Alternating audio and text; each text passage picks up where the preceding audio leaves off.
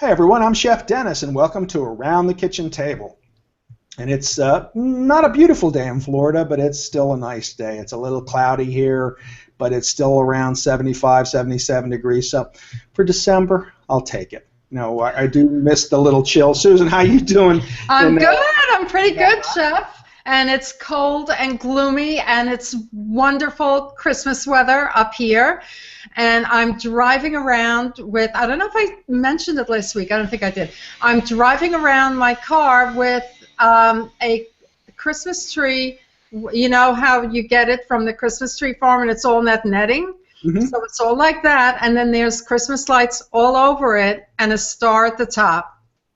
And that's in your tree? Or in your car? That's on top of the car. On top of the car. How isn't that great? My husband thought of it. He said, "Oh, what if we put lights on?" I said, "Oh my God," we were laughing hysterically. You know, sure, you expect to see it on top, but not with lights and the stars. So we're just, it's the kind of thing that you crack yourself up about, So now, we're cracking ourselves up about it. You plug it in at night, or we absolutely plug it in at night. And an extension cord, and then it plugs in. There's a plug in the car, and we plug it in, and then ride around and. So you can plug it in while you're driving. Yeah. Oh, wow. It's lit as we're driving. I mean, the kids. Of course, the kids came over and said, "You are whacked out. You've lost it," but we got a laugh out of them. I bet the people passing by think the tree's not the only thing that's lit when they see it. Yeah, I know, and that would be the truth. That would be the truth. Yeah. That's all right. Last night we had our golf cart Christmas parade in the community I live in. I bet that was a sight to see. It certainly was. I have to say last year's was a bigger production, but I mean they were driving through with their golf carts all decorated and lights and Christmas trees on them, and Santa went by and all that. But it was not quite as good as last year's debacle. But it's still interesting. It's Florida, so that's what we get. Right. So here we are with the days before the big event. Can you believe it? I can't believe. I really can't believe. It's like been a freight train through the calendar. It's just amazing. I mean, Christmas is in a few days. Yeah. It's insane. I think for me, not working is what really makes it seem here all of a sudden. When we worked, especially in the school system, you'd get to a point and then you were off. And you usually had like 3 or 4 days before, so it was more of a big deal. Now it's just like I tell you, we went to the pool, we went to the water park, so it's not quite as much of a big deal. No, it's true. It's true. And I did all my shopping online early in the month. But I'll tell you something, you haven't lived unless you were a designer of some sort and you had to get everyone ready and everything in and installed by Christmas. And let me tell you, working with kitchens, being a kitchen designer, that's like a death wish. I mean, if people start their renovations in, say, October, and okay, they have to be done, and then, the granite companies say their delays, and this is, oh my gosh, what a nightmare. Yeah, I have been at more people's homes at Christmas Eve doing stuff. I don't know what. But yeah, everybody wants their house done for the holidays. I mean, it's just the way it is, and it's always and that's the time you have to think of that slogan. Just because it's an emergency for you doesn't make it one for me. If you put off doing it for this long, gotta love it. Well, today we're gonna talk about one of my favorite dishes, one of Lisa's favorite dishes. We don't eat a lot of pork in the house, and I think I've said that before, but there's certain cuts that we look forward to. One is a rack of pork, and I found this, I don't know, I think I found it kind of by accident, and it joggled my memory because back in my restaurant days at one place I was at, we used to get racks and we would cook them. But actually I would cut them down into 2 bone portions and cook them in 2 bone sections, and that was a serving for someone. They weren't quite as big as these, so the serving wasn't quite as large as it would be, but it was a center cut like rack. So that's basically what these are, and I'm going to grab it here. Well, Chef, you really jogged my childhood memory for me, not even beyond childhood, because my mother always used to do, it was a big event for her to do a crown, she called it a crown roast of pork. Yep. That she did every Christmas or every New Year's, I can't remember which. It was, and I just remember her making us know that it was a big, expensive piece of meat, and it was a big event. Well, you know, I've looked at these out, and they are really expensive pieces of meat. And I think what I found was, I mean, I was getting them at Wegmans for a while, and they weren't this big, and they were twice the money for like a 4-bone size. But this I actually get at Costco. Sometimes you can find them at Sam's, and I even saw Publix was advertising them, although I didn't look. But this is, let me click it on. This is what I have. Let's see if you can see this better. Okay. You know, my son, who's very picky about meat, he gets almost everything at Costco. You know, I don't buy a lot of meat there. Here you go. But I do buy certain cuts. And, you know, anytime it's whole, that's when I buy something there. Like I would buy a whole filet and cut it down. I would buy a whole prime rib if I was going to roast it outside. So anything like this I would buy. Sometimes the individual cuts, you know, well, I don't eat beef, so it's easy for me. Chicken, if it's, or they do have free-range chicken, Coleman's chicken, I think it is, at Costco too. Costco's actually got a lot of organic products. I'm amazed at how much Costco's and BJ's is bringing more things on. Yeah, I mean, that's what my son has told me too, because they're into a lot of organic stuff, and it's really surprising. Trader Joe's is another good place, although I'm not crazy about their meat there. I have never gotten meat from them. And fish lately, I found some, you know, and talking about, you know, sourcing things, I'm always looking for frozen fish that's quality, but I always look for where it's sourced. I like to find things sourced in our waters, the Caribbean, the Pacific, things around here rather than Indonesia, Vietnam, India. Yeah, but then there's the whole farm-raised issue versus... Right. Wild caught. Right. And some farm raised is okay, and we've talked about it. And there's some European EU nations are farm raising some different fish and different things, and I think they're all right. It just depends on the waters. Like Wegmans was farm raising a lot of their owns up in upstate New York, and they were doing different cuts of fish right in the States that we wouldn't have got, different fish. Wow. Now, also, you get all your clams pretty much farm-raised. Like when I buy clams down here, they're more than likely going to be Florida farm-raised clams. So that's okay. I trust these waters. It's just not knowing exactly where the source is. So when I buy fish, I like to try and find, like I got some South American red snapper, which is basically the Gulf. So that's okay. You know, something like that. So, you know, you look for sourcing. So this sourced, I mean, it's not pastured pork, it's not grass-fed pork. Like I said, I don't eat that much, so you know, when I do get an opportunity, I do buy that. But this is not. But this was also $25. So for four. No, for this 9-bone 1, 2, 3, 4, 5, 6, 7, 8-bone rack of pork. That is very reasonable. They go from 25 to 35, depending upon the weight. Some are bigger, and honestly, this is big enough. I mean, this is a pretty meaty. Yeah. It looks substantial. Yeah. So what I'm going to do, like I was telling you last week, I had 2 couples come over and ourselves, so 6 of us had it. So we had 2 chops left at the end of the night. This is actually just tonight for Elise and myself, and especially since we just had it last week. What I'm going to do is I'm going to cut it in half, and I'm going to freeze half, and because this was not frozen already. So when you cut it, all you want to do is, even when you're cutting chops, is follow down the bone and cut. See, I would have cut, for some odd reason, I would have cut in the middle. I don't know why. I would have thought half and half, but no, but that makes perfect sense. Well, you need to cut where the bone is. Of course, yeah. So, I mean, it's kind of the middle, but one side is always going to be just a little bit bigger than the other side, but they're pretty close. This is bigger because it's got this extra end on it. It's like a boneless chop right here. So if you wanted to cut this boneless chop off and save it for a time when you were alone and just feeding yourself if ever no one else is home, that's another economical way to do it. So this is pretty much it. Now I'm going to freeze one and make the other. So let's take the small one for now. And another thing I do with meat like this is I try to let it come up to room temperature before I cook it. That means when I put it in the oven, it's going to cook a little more evenly. All right, it's just like preheating your oven. You want your oven preheated.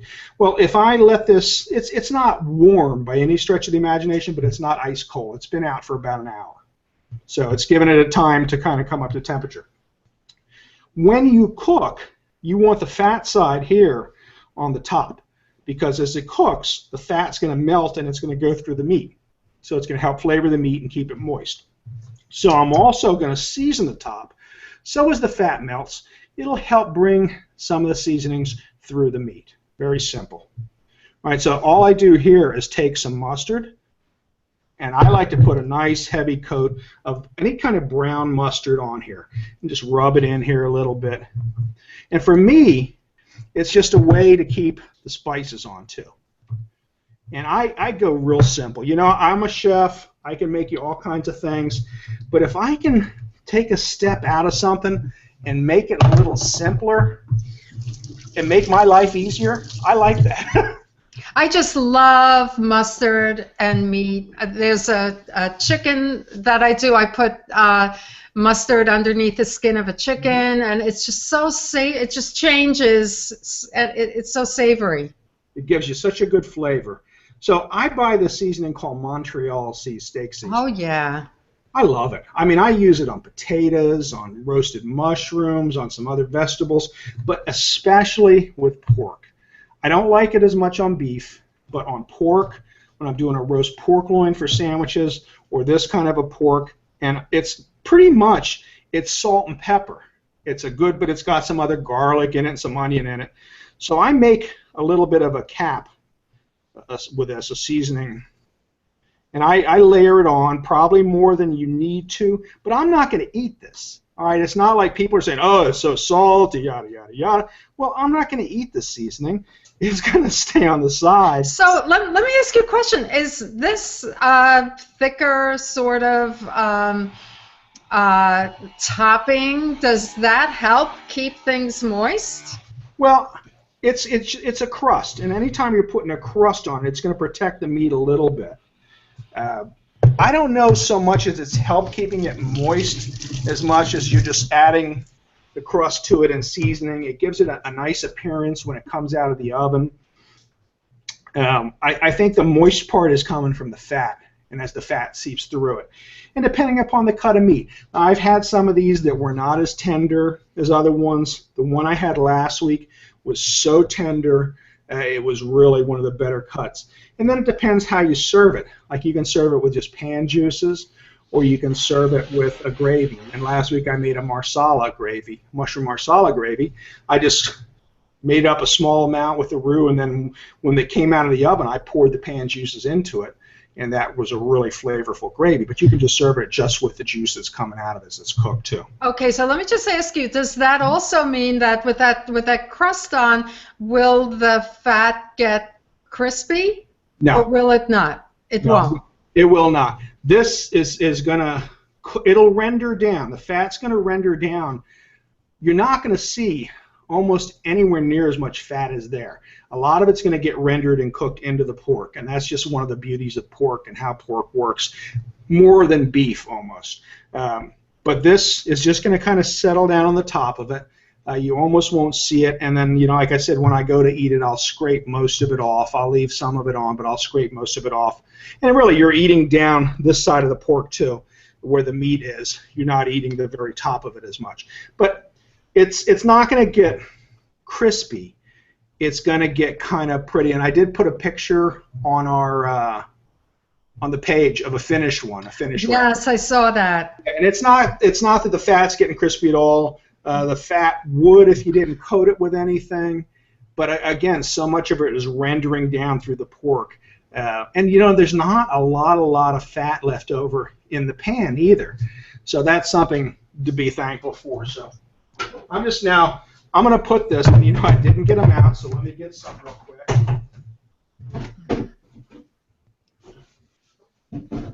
Because whenever I roast, I really do it quite simply. Here's my knife. And this is a time to use whatever leftover or old celery, carrots, skins. Now, I'm not going to eat these. I know some people will prepare it. You could prepare vegetables to put them on. This is a shallot I have in there. I didn't have any onions on hand. But you know what? It's almost as if the vegetables serve as a rack. Yes, keeps it up. That's exactly what it does. So I've got the vegetables here. And see, you notice I threw the skin in. That's fine. And then I'm going to put this on top of it so it sits on it when it roasts. So it's not going to be touching completely. All right, so now what I'm going to do too is I'm going to pour some water in there. I'm going to put this in at 425, which is high heat, for about 15 minutes, just to let that fat cook down and sear a little. I'm going to put about a cup of water in the bottom here. So then when it cooks, it's got some liquid for everything to cook down into. Oh, that looks great. Okay, so this is going to go in the oven. It's going to get 15 minutes at 425. Then I'm going to turn it down to 325, and I'm going to let it slow cook. And depending upon the weight and the size of it, it's going to take anywhere up from, now this is a small piece, so this might take an hour and a quarter. But it's going to take anywhere from about an hour and a half to 2 hours. I suggest you use a meat thermometer and stick it in both ends and have it read anywhere from 155 to 160. Because when you pull it out, meat like this is going to continue to raise 10 degrees once it sits out of the oven. Okay, and no need to turn it over. You don't want to. No. You don't want to turn it over. Oh, nope. That's so easy. Nope, that's it. And then you just lift it out. Like I said, you've got your pan juice. You could just pour that over the pork as you cook it. You may even want to add a little more water to this. And pull out your vegetables, add a little more water, and get all the nice little bits that might have stuck to the dish. And it'll make a wonderful serving just like that. Now, the other thing to remember is when you take this out of the oven, you want to let it sit for about 15 minutes, 10 minutes at least. But 15 minutes is good, even 20 minutes. It's not going to be cold. It's still going to be warm, and let all the juices go back to where they belong. Let it rest before you cut it. Because if you cut it right out of the oven, all the juice are just going to run all over the cutting board, all over the plate, and the meat's going to be dry, and it's going to be tough. So you want all the juices to go back. Just like we talked about with the turkey, you want to let it rest so the juices go back into the meat and it's still tender. Yeah, I mean, sometimes meat is not something you need to eat super hot. No. It seems to be more natural to eat it a little bit cooled off, even close to, you eat it close to room temperature many times. Yeah, just as long as it's, around 100 degrees even, that's fine. You want it to be warm, you want it to be flavorful. It's actually going to probably have more flavor as it cools down a little bit too. It's because the heat's going to change the flavor a little bit. So it's not a problem. And then again, I will say, if you want it a little hot, what you're going to do at that point is you're going to make the gravy nice and hot. So if you have these pan juices and you wanted to get them boiling, it's just like we used to do prime rib in restaurants, when prime rib was all the rage. We would cook it. It would sit up on the top shelf over top of the stove, get an order, come down, we cut a rib off, you dunk it into the hot au jus just to get a little heat into it, and serve it on a sizzle or serve it with au jus or something like that. You never really continued to cook it or got it real hot again. It was just a nice cut of meat. So. Okay, chef secrets. All right. So you have so before I move on to the potatoes, you have a slideshow for us. I do. I thought, let me get a little, we're all getting into our little cocoons around the holidays here, and I am too. And as some of you may know, I'm a lover of Scandinavian design, and it comes out in my table and my home. And you know what? It's such a nice, casual, easy sort of look. And I thought, well, let me just put together some, some pictures for you. And maybe there's a little inspiration on a few little differences you can do for your table. That's something you haven't done before. So I will start screen sharing right now. And this is an idea book that I put together on Houzz, Houzz. So you must know about Houzz. It's a resource for millions of images.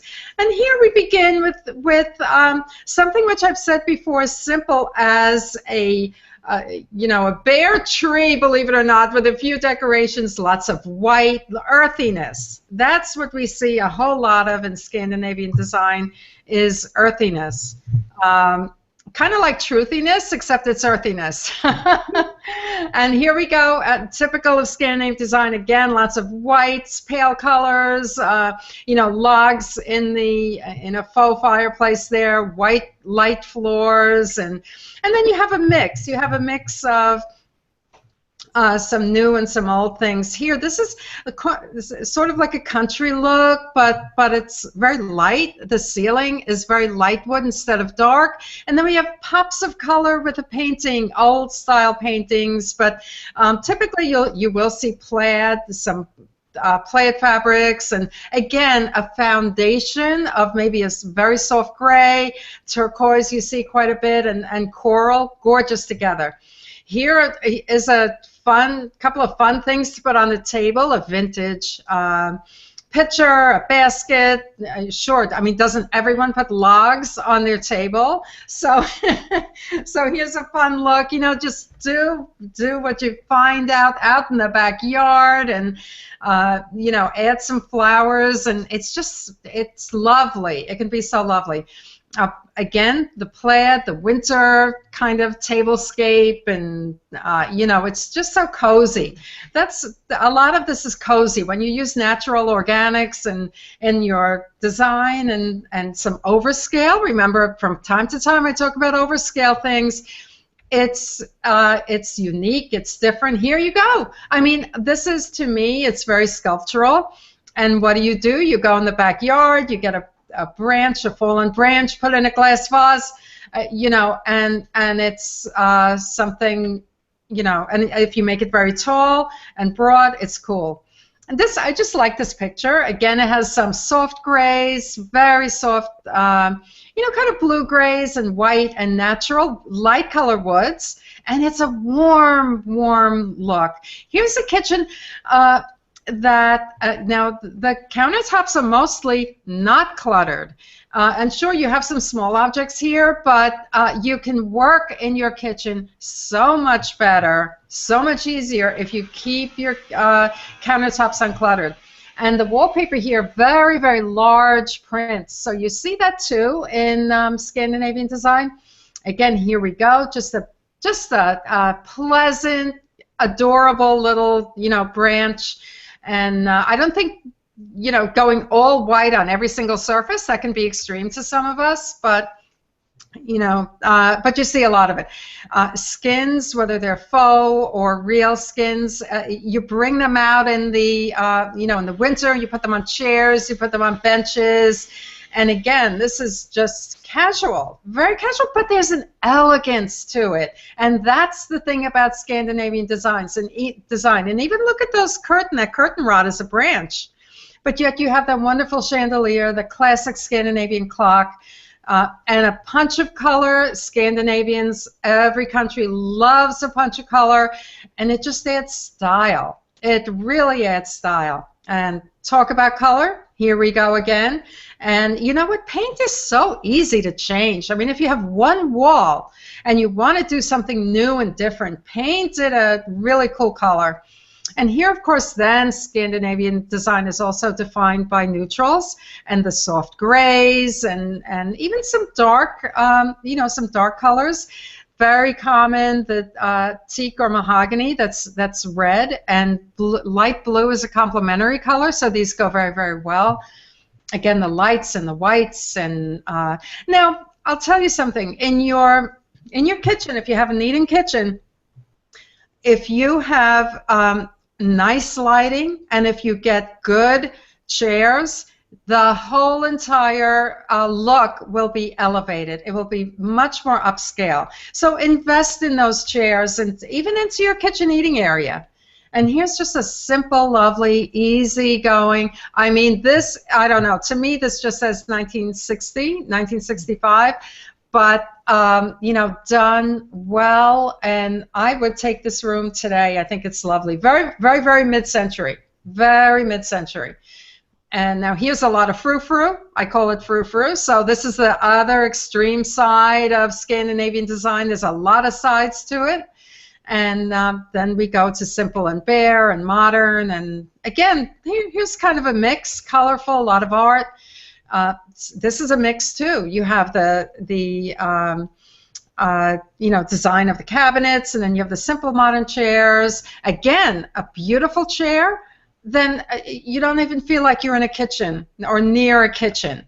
So that's really a secret. And there we go. Color, style. Again, mid-century earthiness is very 70s looking, and just simple, very simply. This is actually an area that I designed, and you have a skin there, you have a mural, an old painting, but you have modern features as well. So here it is in its best form, and another one, and I think we're done. And that's it. So that's a little bit about Scandinavian dining areas. Oh, they were beautiful, and so different. So much difference in the different kind of looks you had, from a modernistic to an older, like a 60s look, to just a country style. So aren't they great? Yeah, easy to do. Absolutely. Well, we're going to finish up here now with one of my a dish that I don't make very often. Generally, when we have potatoes, they're roasted or they're mashed. But I thought for a change of pace, and Cabot's was nice enough to send me my monthly allotment of cheese. They're too good to me. Every month, cheese is good. I get their cheddar in the mail in different shapes or whatever. So this month I had a lot of the new bars that they're making, along with some aged reserve cheddar, and one of them was a horseradish cheddar. So I was trying to think of what I could do with that to make it a little different. Of course, horseradish mashed potatoes with some cheddar in it. I said, we haven't had potatoes au gratin in ages. It's just been a long, long time. And this is also a great casserole dish. If you're doing a dish like the pork, it would go perfectly with it, because both of them could be set out kind of like on a buffet. Like when I did the pork last week, after it had rested, I cut the bones down and I arranged them on a tray so they looked really pretty. And I actually passed them around myself because the tray was pretty heavy. But if you've got a buffet line, they could go out simply on that, and the potatoes could go out too, and people can serve themselves and just really have a nice, easy meal that isn't causing you a lot of angst because there's so much to do. And this is something you can do ahead of time. So let's go back to this, and really simple, easy to make. And what I have here is I've got potatoes, and the potatoes I have are just sliced, and they're arranged, and I tried to separate them just a little bit. You don't want to make them so that they're just end to end, and there's no room in between them. And then I'm just going to salt them a little bit. And I'm going to put some pepper on them. And then when I do my cheese sauce, I'm just going to put that right over top of them. So I'm going to season them up just a little bit before we get started. All right. And then I have in the other pan, I've got some butter melted. And I'm going to make a really quick little roux here. And a roux is simply butter or fat with flour. Now in this case, I've used butter. You could use coconut oil if you like. You could use a different kind of canola oil. You could make a roux with something other than butter, although with a little bit that I use, and since we're doing cheese, I don't think it's a big deal to use the dairy. Now this is a gluten-free flour that I'm using, and it will work pretty much the same. So I want to put enough in this, since this isn't going to be a heavy sauce. This isn't going to be because the cheese is going to help thicken it. I'm probably going to keep my amount of flour down just a little bit. Otherwise, I'm going to end up with a really too thick. So about how much butter are you using there? I used about 2 ounces of butter, so half of a stick. Oh, okay, that's what I thought. Yeah, about a half of a stick. And then I'm going to use a couple tablespoons of flour. I don't want it to be really like a soup thick or a regular sauce thick because, like I said, I'm going to be adding cheese to it. And that's going to thicken it up. And as it cooks, it's going to thicken up a little more too. So right now I've got this cooking. Turn this down just a little bit because this induction cooks so fast. It's foaming. I'm just letting the flour cook just a little. I don't want it to be completely raw, so I'm going to give it a few seconds to cook. And now your liquid should be room temperature or warm. You don't want it to be cold. And I've got some milk in this case since I am making a full dairy cheese sauce. If you wanted to use stock, you could use stock as well. And that would work. So I'm just going to put this in until it starts to thicken a little bit and get warm. Very simple, very easy to make. You just want to let it tighten up just a little bit, and as it gets hot, it will thicken up even more from the roux. And did you put in equal parts flour and butter? Did you put in what about 2 tablespoons of flour? 2 or 4? Yeah. I probably, like I said, I didn't put in as much flour as I would normally if it was a soup. You can see it thickening up now. I guess you can't see it as well. But it is starting to look a little bit like mashed potatoes. So now I'm going to put in the rest of the milk. Because you want to put half of it in and give it a chance to see if you've done too much or not enough. Because you can always cut back at that point. But I would say I used about a good 2 tablespoons of flour, 2 tablespoons of butter, so almost equal amounts. And the milk, I used about actually I had a cup of milk in there and a half a cup of water because it was whole milk. And this is just, might be just a little thick, so I'm going to put another half a cup of water in there. Because the cheese is also going to tighten it up. So it's got 2 cups of liquid, and that should be more than enough sauce. I'm going to let this get hot. And I'm not going to over-season this. You could, like I said, use a stock in it. I'm going to put a cup of cheese in, and this is cheddar. This is the horseradish cheddar. And how much did you put in? How much cheese? A cup of cheese. Okay. Okay, I'm going to taste it. Okay. I'll put a little bit of salt in here. A little bit of pepper. And then anything else you want to season this with. If you want to add in, garlic powder or onion powder, give it a little more zing. Or if you want it to be spicy and want to put a little bit of hot sauce in it, you can do that too. You could put some blue cheese in and make a little different. If you have other kind of cheeses you like to use, like a Swiss or Gruyere. What do you think of something like, herbs like rosemary or thyme? Rosemary, I think. Thyme, to me, would almost make it seem like a chowder.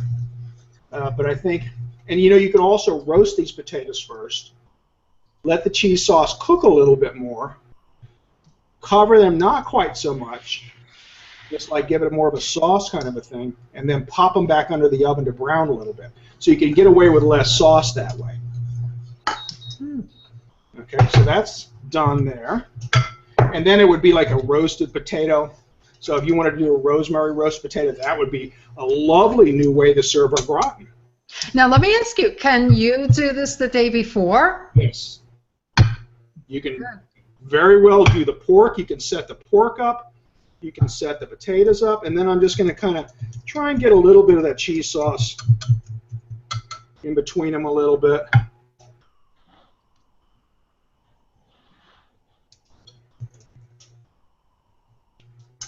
And I like cheese sauce, so I probably shouldn't put that much on, but my wife will yell at me. She's always saying, you put too much sauce on them. But that's pretty much going to be it. I'm just going to shake them a little bit to try and get it to settle. As it's almost done, you could sprinkle a little shredded more cheese on top of it to let it look pretty. You put a little breadcrumb in it. And these were not pre-cooked, so they're going to bake in the sauce, so they're going to absorb some of that. Oh, I like that idea. Okay. Now you could, like I said, you could cook them. I kind of like, I might try the idea of roasting them. That just came to me when I was talking to you when you asked about the rosemary, but that sounds like that might be nice. Yeah.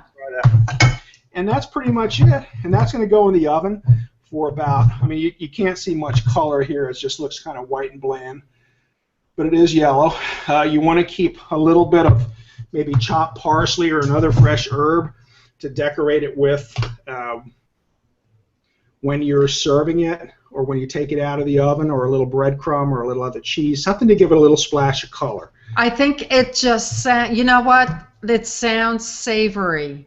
Oh, yeah. It looks like it will, you know, everything will absorb into each other, and it'll just be savory and smooth and soft, and, you know, who doesn't like comfort food? Definitely comfort food. And, you know, that's what it is. You know, you could take them in different directions and change textures and change flavors a little bit. And it's all a matter of what you like. You know, again, I always tell you, nothing is etched in stone. Make it the way you want to eat it and enjoy it. So it's whatever you like, whatever you want, and spoil yourself every now and then. Now we are going to serve, I have some super greens, some mixed super greens, the kale, spinach, chards, organic, and I'm going to saute them up with a little garlic and oil, and that'll be our meal then. The pork, the super greens, and the potatoes. Oh, no, I never heard of super greens. Yeah, it's, you know, I've started seeing them. There's a couple organic varieties. Let me grab the bag. And they come packaged all together? Yeah. Oh. This is actually, I actually got this. This is Taylor Farms, and I think I got this at Costco. And it's pre-washed chard, kale, and spinach. Wow. These are called power greens.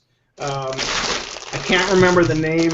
There's a woman's name that's a brand, and she does a lot of greens out. You see in these plastic containers, and she has super greens because I've gotten them before. So it's just like, you know, the antioxidants, anything dark and green is really good for you. Anything colorful is really good for you. Can you steam those? Oh, yeah. Can you steam them in, say, chicken broth, and then maybe saute them with garlic? Sure. You know, they really don't need, I mean, when I say saute them, all I'm doing is getting them, I'm turning them over in the pan. I'm not letting them cook for very long at all. It's just a matter of getting something hot on them to make them wilt a little bit. And that's all they need? That's it.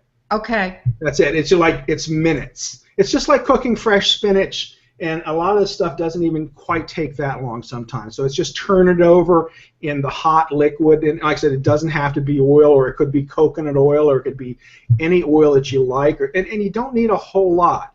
I love it. It looks so healthy and so easy. I need more vegetables in my life. I love it. I'm going to look for that. Yeah, and again, you know, like I said, as much as I don't like to buy food at big box stores all the time, you know, the price is so good that you can afford to eat these kind of things a little more often. You know, it's, and really, you know, if you're cooking for a family of 4, you would need this full bag because they're going to cook down to nothing. Oh, you're right. That's true. That's the truth. Well, Chef, it looks fantastic. It looks, And I just want to say we have a few comments here. Michael Thomas has been leaving a lot of real nice comments. I just wanted to say hi to Michael. Oh. Something's not working right. Okay. Now, my comments aren't coming up, so we're just going to say hi to Michael. And Greta Nielsen is here, and Aslyn Bloor was stopping by, Allie Phillips, Carolyn Capern. So thank you all for coming. And happy holidays, everyone. Yeah, and we are going to be taking a break. We won't be back next week, and then we're going to take a little bit of a time off in January, but we'll be back to you either at the end of January or the very 1st of February. And very possible, we've been talking about a different day and a different time too. So, you know, people look. And Super Bowl's coming. Yes. We'll be here for Super Bowl. Yeah, we'll be here for that. All right. So have a great week. Enjoy your holidays and Happy New Year. Yeah, Merry Christmas and Happy Holidays, everyone. And to you too, Chef. Susan. Big hug. Great food. Thank you so much for all the great food. My pleasure. Very inspiring. And we'll see you around your kitchen table soon. Take care.